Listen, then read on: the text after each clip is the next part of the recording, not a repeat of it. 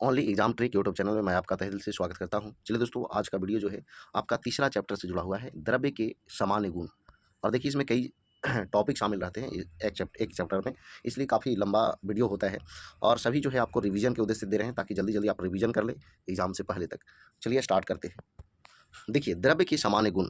तो द्रव्य जो है ठोस, द्रव, गैस। तो ठोस में प्रत्यास्था, द्रव में दाब, प्लवन, पृष्ठ तनाव, केशिका, तो श्यानता, ये सारे करेंगे। और गैस में जो है वायुमंडलीय दाब। क्लियर है? आ गई। वह वस्तु जो स्थान घेरती है उसमें द्रव्यमान होता है और जिसका अनुभव हम अपनी ज्ञानेंद्रियों से कर सकते हैं, क्या कहलाता है? तो द्रव्य कहलाता है। द्रव्य की कितनी अवस्थाएं होती है? तो द्रव्य की 3 अवस्थाएं होती है, ठोस, द्रव, गैस। द्रव्य की चौथी अवस्था जो है वो प्लाज्मा होती है, जबकि पांचवी अवस्था जो है, जो कि नवीनतम अवस्था है, बोस-आइंस्टाइन कंडेंसेट होता है। किसी वस्तु के प्रति एकांक क्षेत्रफल पर लगाए गए बल को क्या कहते हैं? तो प्रतिबल कहते हैं। आगे देखिए, प्रत्यास्था। किसी पदार्थ का वह गुण जिससे वह उस पर प्रत्यारोपित बल को हटाने पर अपनी प्रारंभिक आकृति एवं आकार को पुनः प्राप्त कर लेती है, क्या कहलाता है? प्रत्यास्था कहलाता है। प्रत्यारोपित बल कहलाता है तो विरूपक बल। प्रत्यास्था की सीमा क्या होती है? विरूपक बल के परिणाम की वह सीमा जिससे कम बल लगाने पर पदार्थ की प्रत्यास्था का गुण बना रहता है तथा अधिक बल लगाने पर प्रत्यास्था के गुण समाप्त हो जाता है। प्रतिबल किसे कहते हैं? एकांक क्षेत्रफल पर लगने वाले प्रत्यानयन बल को प्रतिबल कहते हैं। प्रत्यानयन बल प्रत्यारोपित बल के बराबर तथा दिशा में उसके विपरीत होता है। प्रतिबल बराबर न्यूटन बटा बटा यानी मीटर स्क्वायर यानी क्षेत्रफल होता है, यानी बल बटा क्षेत्रफल। प्रतिबल बराबर जो है बल बटा क्षेत्रफल होता है, यानी मात्रक हो जाएगा न्यूटन प्रति मीटर स्क्वायर, यानी पास्कल भी हम लोग कह सकते हैं।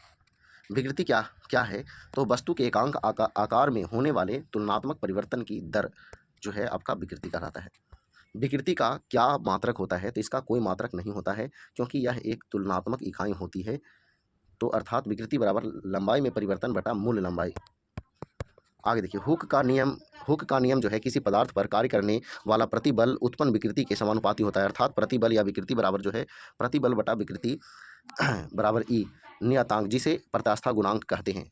ई नियतांक जो है जिसे प्रत्यास्था गुणांक कहते हैं। प्रत्यास्था गुणांक का मात्रक क्या होता है?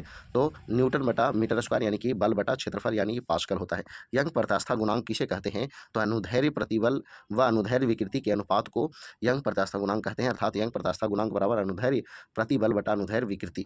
यंग प्रत्यास्था गुणांक पदार्थ की किस अवस्था को दर्शाता है? तो पदार्थ की कठोरता को दर्शाता है। किसी पदार्थ को कितनी आसानी से मोड़ा या खींचा जा सकता है, यह किससे पता चलेगा? तो यंग प्रत्यास्था गुणांक से पता चलेगा। किनका प्रत्यास्था गुणांक सर्वाधिक होता है? तो धातुओं का। कुछ पदार्थों के यंग प्रत्यास्था गुणांक बढ़ते क्रम में निम्न हैं। तो ये आपको चार्ट दिया हुआ है। रबर, नायलॉन, लकड़ी, अस्थि, सीसा, एल्युमिनियम, धातु का एनामेल, पीतल, टाइटेनियम, स्टील, टंगस्टन, ग्राफीन, हीरा और कार्बाइड। आगे देखिए, पवासो अनुपात क्या होता है? तो पार्श्विक विकृति तथा अनुदैर्ध्य विकृति का अनुपात जो है पवासो अनुपात कहलाता है। पवासो अनुपात में सिग्मा से प्रदर्शित किया जाता है। आकार आकार में बदलाव के कारण वस्तु द्वारा प्राप्त ऊर्जा को क्या कहा जाता है? तो प्रत्यास्थ स्थितिज ऊर्जा कहा जाता है। जब कॉइल स्प्रिंग को कॉम्प्रेस करते हैं तो प्रत्यास्थ स्थितिज ऊर्जा पर क्या प्रभाव होता है? तो प्रत्यास्थ स्थितिज ऊर्जा का मान बढ़ता है। सीजीएस प्रणाली में विकृति की क्या इकाई होती है? तो कोई इकाई नहीं होती है, क्योंकि इसका मात्रक होता ही नहीं है। बिना भंजन के पदार्थ के विकृत होने की योग्यता क्या कहलाती है? तो सुघट्य कहलाती है। पूर्णतः प्रत्यास्थ वस्तुओं का प्रत्यास्थ गुणांक क्या होता है? तो 1 होता है। कमानीदार तुला किस नियम पर काम करता है? तो हुक के नियम पर कार्य करता है। चलिए अब जो है देखेंगे पृष्ठ तनाव। देखिएगा, पृष्ठ तनाव का एसआई मात्रक क्या होता है? तो न्यूटन प्रति मीटर होता है। द्रव का ताप बढ़ाने पर पृष्ठ तनाव के मान पर क्या प्रभाव पड़ता है? तो पृष्ठ तनाव कम हो जाता है। पृष्ठ तनाव का मान किस ताप पर शून्य हो जाता है? तो क्रांति के ताप पर जो है शून्य हो जाता है। आगे, पृष्ठ तनाव के कारण उत्पन्न घटनाएं, यानी उदाहरण, पतली सुई का पारे की सतह पर तैरना, ये जो है पृष्ठ तनाव का उदाहरण है। साबुन या डिटर्जेंट से कपड़े की धुलाई, साबुन के घोल के बड़े बड़े बुलबुलों का बनना, जल की सतह पर मिट्टी के तेल छिड़कने से मच्छरों के लार्वा का मरना, गर्म सूप का स्वादिष्ट लगना, शेविंग ब्रश के बाल आपस में चिपके रहते हैं, समुद्र की लहरों को शांत करने के हेतु तेल का डाला जाना, तेल का पानी के तल पर फैल जाना, वर्षा की बूंदों का गोलाकार होना, छिड़काव फुहार से ठंडक का उत्पन्न होना, ये सारे पृष्ठ तनाव का उदाहरण है। एक ही पदार्थ के अणुओं के मध्य कौन सा आकर्षण बल कार्य करता है? तो ससंजक बल जो है कार्य करता है। ठोस में सर्वाधिक होता है, द्रव्यों में न्यूनतम होता है और गैस में लगभग नगण्य होता है। किस बल के कारण किसी द्रव्य की बूंदें आपस में मिलकर एक बड़ी बूंद बना लेती है? तो ससंजक बल के कारण। शीत वेल्डिंग की प्रक्रिया किस गुण पर आधारित होती है? तो ससंजक बल के गुण पर आधारित होती है। दो भिन्न पदार्थों के मध्य कौन सा आकर्षण बल कार्य करता है? तो आसंजक बल कार्य करता है। ब्लैक बोर्ड पर चौक से लिखना किसके कारण संभव है? तो आसंजक बल के कारण संभव है। किस बल के कारण जल किसी वस्तु को भिगोता है? तो असंजक बल के कारण भिगोता है। कोई द्रव किसी पदार्थ को किस स्थिति में गीला नहीं कर पाता है? जब असंजक बल का मान द्रव के अणुओं के ससंजक बल के मान से कम होता है, जैसे पारा का कांच पर नहीं चिपकना। आगे देखिए, कोई द्रव किसी पदार्थ को किस परिस्थिति में गीला कर देता है? तो जब असंजक बल का मान द्रव के अणुओं के संजक बल के मान से अधिक होता है, जैसे पानी का कांच पर चिपकना। जैसे पानी का कांच पर चिपकना। द्रव बूंद की संकुचित होकर न्यूनतम क्षेत्र घेरने की प्रवृत्ति का क्या कारण है? तो पृष्ठ तनाव है। तेल जल के तल पर क्यों फैल जाता है? क्योंकि तेल का तल तनाव पानी से कम है। मिट्टी का तेल पानी के ऊपर इसलिए तैरता है क्योंकि उसका घनत्व पानी के घनत्व से जो है कम होता है। एक सुई पानी में डूब जाती है, जबकि लोहे से बना जहाज पानी में तैरता है, क्योंकि सुई की आपेक्षिक घनत्व उसके द्वारा हटाए गए पानी के आपेक्षिक घनत्व से अधिक होता है, इसलिए वह डूब जाता है। आगे देखिए, ये पृष्ठ तनाव यहाँ समाप्त होता है। आगे देखिए, केशिकत्व यानी कैपिलरी। केश नली में द्रव के ऊपर चढ़ने या नीचे उतरने की घटना कहलाती है, तो केशिकत्व कहलाती है। किस कारण केश नली में द्रव ऊपर नीचे गति करता है? तो पृष्ठ तनाव के कारण गति करता है। वे द्रव जो कांच को भिगोते हैं, कांच की केश नली के ऊपर की ओर चढ़ते हैं, जैसे जल। वे द्रव जो कांच को नहीं भिगोते हैं, कांच के केश नली में नीचे की ओर गिरते हैं, जैसे पारा। किसी द्रव का ऊपर या नीचे गति करना किस पर निर्भर करता है? तो केश नली की त्रिज्या पर निर्भर करता है। केश नली में ऊपर चढ़ने वाले दो द्रव्यों में से कौन अधिक ऊपर चढ़ेगा, जिसका पृष्ठ तनाव अधिक होगा? केशिकत्व के कुछ व्यवहारिक उदाहरण निम्न हैं। तो लालटेन या लैंप की बत्ती में तेल का ऊपर चढ़ना केशिकत्व का उदाहरण है। ब्लॉटिंग पेपर स्याही को शीघ्र सोख लेता है। पेड़ पौधों की शाखाओं, तनों व पत्तियों तक जल और आवश्यक खनिजों का पहुंचना। वर्षा के उपरांत किसानों द्वारा अपने खेत की जुताई कर देना, ये सब जो है आपका केशिकत्व का उदाहरण है। यदि केश नली की त्रिज्या r, द्रव का पृष्ठ तनाव T, द्रव का घनत्व D हो, तो केश नली में चढ़े द्रव की ऊंचाई h का मान क्या होगा? तो 2t cos थीटा बटा RdG, जहाँ थीटा द्रव का स्पर्श कोण के मान पर ही द्रव का चढ़ना या गिरना निर्भर करता है। शुद्ध जल के लिए स्पर्श कोण का मान कितना होता है? तो लगभग 0 होता है। पारा के लिए स्पर्श कोण का मान कितना होता है? तो 135 डिग्री होता है। अतः पारे के लिए एच का मान ऋणात्मक होगा, जो यह बताता है कि पारा केश नली में नीचे गिर जाएगा। भारहीनता की अवस्था में किसी केश नली को जल में खड़ा किया जाए तो क्या घटित होगा? जल नली के एक सिरे से दूसरे सिरे तक चढ़ जाएगा। मृदा द्वारा जल के अवशोषण से संबंधित सिद्धांत है, तो केशिका क्रिया। सूती कपड़े पर जल की बूंद का फैलना किस क्रिया का उदाहरण है? तो केशिकत्व क्रिया का उदाहरण है। भूमिगत जल का ऊपर चढ़ना किसका उदाहरण है? तो केशिकत्व का उदाहरण है। चलिए, केशिकत्व जो है यहाँ समाप्त हुआ। चलिए, अब जो है आपका श्यानता से जुड़ा हुआ क्वेश्चन है। चलिए, श्यानता से जुड़ा हुआ क्वेश्चन देखते हैं। श्यानता का सामान्य अर्थ क्या होता है? तो द्रव का गाढ़ापन। जो द्रव जितने अधिक गाढ़े होते हैं, वे उतने ही अधिक श्यान होते हैं। शहद और ग्लिसरीन की श्यानता पानी की तुलना में क्या होती है? तो अधिक होती है। द्रवों की विभिन्न परतों के बीच कौन सा बल कार्य करता है? तो आंतरिक स्पर्श रेखीय बल कार्य करता है। आंतरिक स्पर्श रेखीय बल की प्रकृति क्या होती है? तो द्रवों के परतों के बीच होने वाली अपेक्षित गति को नष्ट करना या विरोध करना। श्यान बल किस प्रकार का बल है? तो आंतरिक स्पर्श रेखीय बल का प्रकार है। सामान्य वायु में दौड़ना जल में दौड़ने की अपेक्षा सुगम्य होता है। क्योंकि जल की श्यानता वायु से अधिक होती है। श्यानता का गुण पदार्थ के किन किन अवस्थाओं में पाया जाता है? तो द्रव व द्रव अवस्था में।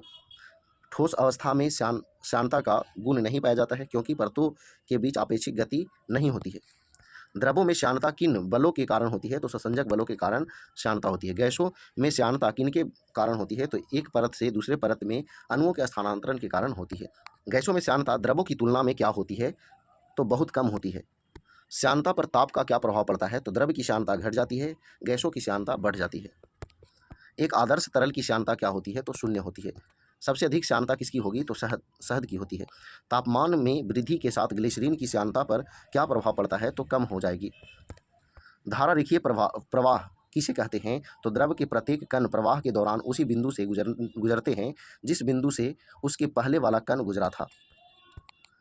अवि अविरतवा अविरतवा का सिद्धांत क्या होता है? तो जब आदर्श द्रव असमान अनुप्रस्थ परिच्छेद वाली नली में धारा रेखीय प्रवाह में हो तो नली के प्रत्येक स्थान पर उसके अनुप्रस्थ परिच्छेद के क्षेत्रफल और द्रव्य के प्रवाह के वेग का गुणनफल सदैव नियत रहता है। यानी क्षेत्रफल गुना वेग बराबर नियतांक। धारा रेखीय प्रवाह के अधिकतम वेग को क्या कहते हैं? तो क्रांतिक वेग कहते हैं। अर्थात धारा रेखीय प्रवाह के वेग की उच्च सीमा जिसके बाद द्रव का प्रवाह धारा रेखीय न होकर विक्षुब्ध हो जाता है। यदि द्रव प्रवाह का वेग क्रांतिक वेग से कम है तो प्रवाह किस पर निर्भर करता है? द्रव की श्यानता पर। यदि द्रव प्रवाह का वेग क्रांतिक वेग से अधिक है तो प्रवाह किस पर निर्भर करेगा? तो द्रव के घनत्व पर। स्टोक्स का नियम क्या है? तो यदि द्रव में गिरने वाले गोले की त्रिज्या r, द्रव का श्यानता गुणांक n तथा गोले का वेग v हो तो गोले पर लगने वाला श्यान बल F बराबर 6 पाई nRV। श्यानता या श्यानता गुणांक का एसआई मात्रा क्या होता है? तो डेका प्वाइजली या फिर पास्कल सेकंड होता है। सीमांत वेग की स्थिति में वस्तु का भार किन बलों के योग के बराबर होता है? तो श्यान बल या उत्प्लावन बल के योग के बराबर होता है। पैराशूट की सहायता से सैनिक किस वेग से पृथ्वी पर उतरता है? तो सीमांत वेग से पृथ्वी पर उतरता है। सीमांत वेग क्या है? जब एक प्रकार का नियत वेग जब कोई वस्तु किसी श्यान द्रव में गिरती है तो कुछ समय वस्तु का वेग एक समान हो जाता है। बर्नौली का प्रमेय क्या है? जब कोई द्रव धारा रेखीय गति करता है तो दाब प्रति एकांक आयतन की गतिज ऊर्जा तथा प्रति एकांक आयतन गुरुत्वीय स्थितिज ऊर्जा का योग नियत रहता है। अर्थात ये आपका फॉर्मूला टाइप का है, समझाया हुआ है, ये सारे इसका मतलब दिया हुआ है। यदि कोई आदर्श द्रव एक धारा रेखीय प्रवाह से में गति करता है तो उसके मार्ग के प्रत्येक बिंदु पर उसके एकांक आयतन की कुल ऊर्जा दाब ऊर्जा, गतिज ऊर्जा और स्थितिज ऊर्जा का योग क्या होगा? तो नियत होगा। वेंचुरी मीटर से किसका मापन किया जाता है? किसी नली में द्रव का प्रवाह की दर जो है मापा जाता है। वेंचुरी मीटर किस नियम पर कार्य करता है? तो बर्नौली प्रमेय पर काम करता है। बर्नौली प्रमेय के दैनिक जीवन में अनुप्रयोग निम्न है, यानी उदाहरण: क्रिकेट गेंद का स्विंग करना बर्नौली प्रमेय का उदाहरण है। हवाई जहाज को ऊपर उठाने में, आंधी में टीन की छत का उड़ जाना, एटोमाइजर से फुहार का निकलना, समुद्र में एक ही दिशा में समानांतर गति से गतिमान दो जलयानों के निकट लाने पर उनका टकरा जाना, जब कोई ट्रेन प्लेटफॉर्म से गुजरती है तो प्लेटफॉर्म पर पड़ी वस्तु का ट्रेन की दिशा में गतिमान हो जाना, ये सारे बर्नौली प्रमेय का उदाहरण है। चलिए अब जो है आपका दाब से जुड़ा हुआ क्वेश्चन यहाँ से मिलेंगे। दाब यानी प्रेशर। किसी सतह के एकांक क्षेत्रफल पर लंबवत लगने वाला बल क्या कहलाता है? तो दाब कहलाता है। दाब का मात्रक होता है तो न्यूटन प्रति मीटर स्क्वायर या पास्कल होता है। बैरोमीटर क्या है? तो वायुमंडलीय दाब मापक यंत्र है। समुद्र तल पर वायुमंडलीय दाब का मान क्या होता है? तो 1.013 × 10⁵ पास्कल होता है। आगे देखिए वायु दाब मापी का पाठ्यांक मौसम पर प्रभाव। तो पाठ्यांक का धीरे धीरे नीचे गिरना वर्षा होने की संभावना है। पाठ्यांक का अचानक नीचे गिरना आंधी तूफान आने की संभावना है। पाठ्यांक का धीरे धीरे ऊपर चढ़ना मौसम साफ रहने की संभावना है। द्रव के अंदर किसी बिंदु पर दाब का क्या मान होता है? तो Hg, H गहराई, D द्रव का घनत्व और G गुरुत्वीय त्वरण। स्थिर द्रव में इस स्थित किसी बिंदु पर दाब प्रत्येक दिशा में क्या होता है? तो समान होता है। किसी बिंदु पर द्रव का दाब निर्भर करता है तो उसके घनत्व पर निर्भर करता है। घनत्व अधिक होने पर दाब का मान क्या होता है? तो दाब भी अधिक होता है। द्रव दाब संबंधी पास्कल का नियम: द्रव के भीतर प्रत्येक बिंदु पर दबाव समान होता है। गुरुत्वीय प्रभाव नगण्य होने पर द्रव के किसी भाग पर आरोपित बल द्रव द्वारा सभी दिशाओं में समान परिमाण में वितरित कर दिया जाता है। पास्कल के नियम पर आधारित विभिन्न यंत्र हैं। तो हाइड्रोलिक प्रेस है, हाइड्रोलिक लिफ्ट है, हाइड्रोलिक ब्रेक है। वे पदार्थ जिन्हें गर्म करने पर आयतन बढ़ता है तथा दाब बढ़ाने पर गलनांक बढ़ जाता है, तो मोम, घी इत्यादि। वे पदार्थ जिन्हें गर्म करने पर आयतन घटता है तथा दाब बढ़ाने पर गलनांक कम हो जाता है, तो बर्फ है, बिस्मथ है और ढलवा लोहा है। सभी द्रवों का क्वथनांक दाब बढ़ाने पर क्या होता है? तो बढ़ जाएगा। वर्षा की बूंदें गोलाकार होती है क्योंकि जल में पृष्ठ तनाव होता है। द्रव बूंदों के न्यूनतम क्षेत्र घेरने की प्रवृत्ति जो है पृष्ठ तनाव कहलाता है। मिट्टी का तेल पानी के ऊपर तैरता है क्योंकि मिट्टी के तेल का घनत्व पानी के घनत्व से कम होता है। साबुन के बुलबुले के अंदर का दाब होता है तो वायुमंडलीय दाब से अधिक होता है। व्यक्ति संवेदनशील तराजू पर खड़ा होकर गहरी सांस लेता है तो तराजू की रीडिंग क्या होगी? तो रीडिंग पर कोई प्रभाव नहीं पड़ेगा। प्रक्षालन मशीन की कार्यप्रणाली किस सिद्धांत पर आधारित है? तो अपकेंद्री करण पर घन के आयतन और पृष्ठ क्षेत्रफल को निरूपित करने वाली संख्याएं समान हो तो घन की लंबाई माप क्या होगी तो 6 होगी। साबुन के दो भिन्न भिन्न व्यास के बुलबुले को एक नली द्वारा एक दूसरे से संपर्क में लाया जाए तो छोटा बुलबुला और छोटा और बड़ा बुलबुला और बड़ा हो जाएगा। साबुन के बुलबुले को आवेशित करने पर क्या होगा, यह फैलेगा और त्रिज्या बढ़ जाएगी। यदि द्रव के बहने का वेग क्रांतिक वेग से कम होता है तो उसका बहना किस पर निर्भर करता है तो श्यानता पर निर्भर करता है। यदि द्रव के बहने का वेग क्रांतिक वेग से अधिक है तो उसका बहना किस पर निर्भर करता है तो द्रव के घनत्व पर निर्भर करता है।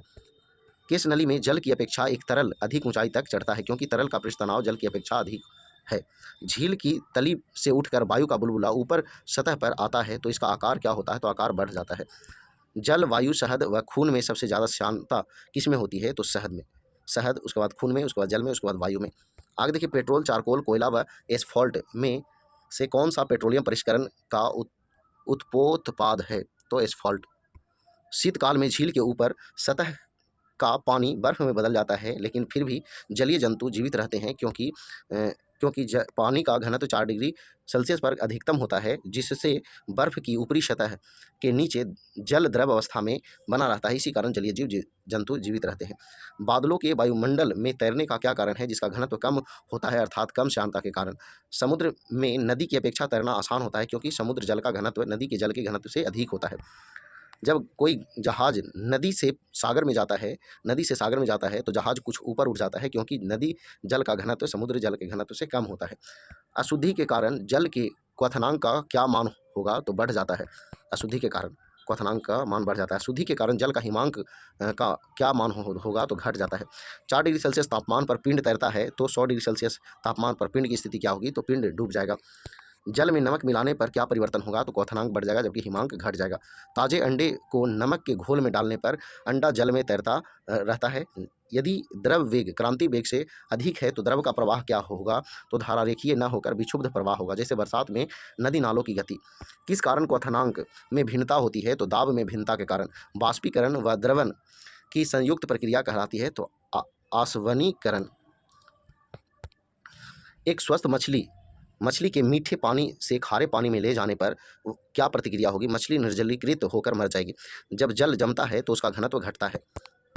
तुला किस सिद्धांत पर कार्य करता है तो हुक के नियम पर कार्य करता है। किसी वस्तु की लंबाई में परिवर्तन उस पर लगे बल के समानुपाती होता है तो ये हुक के नियम। गैस का आणविक द्रव्यमान होता है तो 2 गुना वाष्प दाब अर्थात वाष्प दाब का 2 गुना। एल्कोहल पानी से अधिक वाष्पशील होता है क्योंकि एल्कोहल का क्वथनांक पानी से कम होता है। पानी, बर्फ, एथिलीन व एसीटोन में से किसका घनत्व सर्वाधिक होगा तो जल का घनत्व सर्वाधिक होगा। जल, उसके बाद बर्फ, एसीटोन, उसके बाद एथिलीन। बुरादे से ढकी हुई बर्फ जल्दी नहीं पिघलती है क्योंकि बुरादा उष्मा का कुचालक होता है। सुपर कूलिंग की शीतलता किस पर होती है हिमांक से नीचे पर होती है। तैराक को पानी में तैरने के लिए प्रभावी बल कहाँ से प्राप्त होता है तो उत्प्लावन बल से प्राप्त होता है। ज्वालामुखी से निकला हुआ लावा बहुत अधिक गाढ़ा होने पर भी तेजी से बढ़ता है क्योंकि लावा का घनत्व अपेक्षाकृत कम होता है और घनत्व ही उसके वेग को निर्धारित करता है। लैक्टोमीटर और हाइड्रोमीटर किस सिद्धांत पर कार्य करता है तो आर्किमिडीज के सिद्धांत पर कार्य करता है।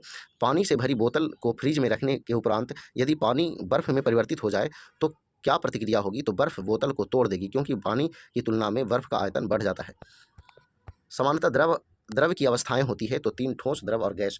चौथी अवस्था प्लाज्मा होती है और पांचवी अवस्था बोस-आइंस्टाइन कंडेंसेट होती है। बोस-आइंस्टीन संघनी बेहद कम घनत्व वाली गैस को न्यूनतम तापमान पर ठंडा करने पर बने पदार्थ की अवस्था होती है। द्रव की 5वीं अवस्था है। कणों की अधिकतम गतिज ऊर्जा होती है तो गैस में। अणुवीय आकर्षण अत्यधिक दृढ़ होती है तो ठोस में। गैस अणु गति सिद्धांत के अनुसार परम शून्य तापमान की प्राप्ति होती है तो अणुओं की गतिज ऊर्जा शून्य हो जाने पर। पानी का जहाज किस सिद्धांत पर पानी में तैरता है तो आर्किमिडीज के सिद्धांत पर पानी में तैरता है। तो चलिए दोस्तों, इस तरह से ये चैप्टर जो है आपका समाप्त होता है। और अगर वीडियो पसंद आता है तो वीडियो को लाइक करें, दोस्तों का शेयर करें। तो आज भर इतना ही। जय हिंद, जय भारत, वंदे मातरम।